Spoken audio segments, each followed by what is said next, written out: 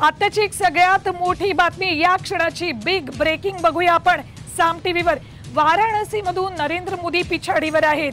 आताची सगळ्यात मोठी घडामोड, पंतप्रधान मोदी 5000 मतांनी पिछाडीवर आहेत। काँग्रेसचे अजय राय हे आघाडीवर आहेत सध्या। ही या क्षणाची सगळ्यात मोठी बातमी, सर्वात आधी साम टीव्हीवर सगळ्यात मोठी घडामोड, पंतप्रधान नरेंद्र मोदी वाराणसी मधून पिछाडीवर आहेत।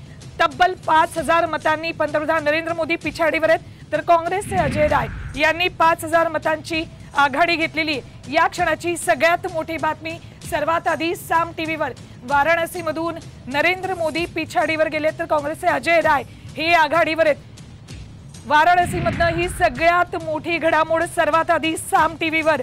पंतप्रधान नरेंद्र मोदी हॅट्रिक करणार का पंतप्रधान पदाची, अशी चर्चा सुरू असतानाच ही अत्यंत महत्त्वाची घडामोड येते, ती म्हणजे पंतप्रधान नरेंद्र मोदी हे वाराणसी मधून पिछाडीवर आहेत, तर त्यांच्या विरोधात उभे असलेले, रिंगणात असलेले काँग्रेसचे अजय राय हे 5000 मतांनी आघाडीवर आहेत। आताची ही संपूर्ण देशभरातली सगळ्यात महत्त्वाची बातमी, बिग ब्रेकिंग, वाराणसी मधून पंतप्रधान नरेंद्र मोदी पिछाडीवर गेलेले आहेत, तर अजय राय काँग्रेसचे उमेदवार त्यांच्या विरोधात उभे होते, ते मात्र 5000 मतांनी आघाडीवर आहे। आताची सगळ्यात मोठी घडामोड म्हणावी लागेल, वाराणसी मधून नरेंद्र मोदी यांना 5000 मतांची पिछाडी दिसते। थेट जाऊयात आमचे प्रतिनिधी तन्मय टिल्ले यांच्याकडे। तन्मय, ही सगळ्यात मोठी घडामोड, वाराणसी मधून नरेंद्र मोदी 5000 मतांनी पिछाडीवर आहेत।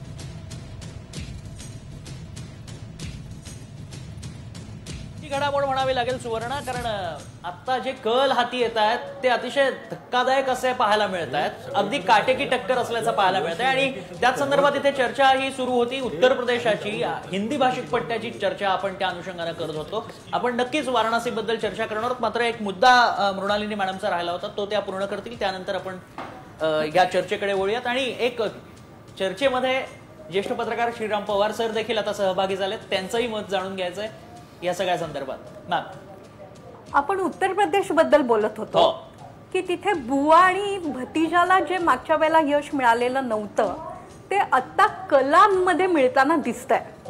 80 ज्या जागा आहेत उत्तर प्रदेशातल्या, त्याचे कल आपल्याला समोर दिसत आहेत, आणि तिथे इंडिया आघाडीनी समोर जाणं हे दिल्लीतलं सत्ताकारण बदलू शकतं याचं निदर्शक आहे। आता आपण दर्शकांना दाखवतो की वाराणसीमध्ये देखील मोदी पिछाडीवर आहेत। कदाचित एखादा भाग असेल जो कदाचित अल्पसंख्याक वस्तीतला असेल, पण त्यांनी कुठेतरी पिछाडीवर असणं हे धोक्याची घटना आहे।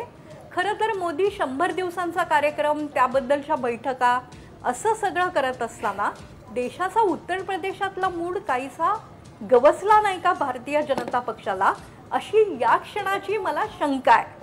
कल हेच निकाल असतील असं अजिबात नाही।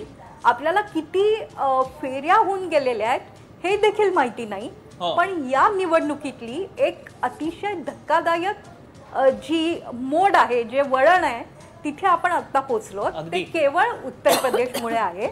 बाकी ठिकाणी भारतीय जनता पक्ष व्यवस्थित पुढे जाताना दिसत आहे, पण योगींच्या विरोधात कदाचित राम मंदिराचं जे काय गजर झाला त्याच्या विरोधात तिथल्या आघाड्या, म्हणजे वेगवेगळे समूह एकत्र येत आहेत की काय, अशी एक शंका सध्या निर्माण झालेली दिसते। श्रीराम सर, अगदी ज्या टप्प्यावर तुम्ही चर्चेत सहभागी झालात, अतिशय इंटरेस्टिंग असा हा टप्पा म्हणावा लागेल। एकतर वाराणसीमध्ये पंतप्रधान नरेंद्र मोदी पिछाडीवर असल्याचं कल सध्या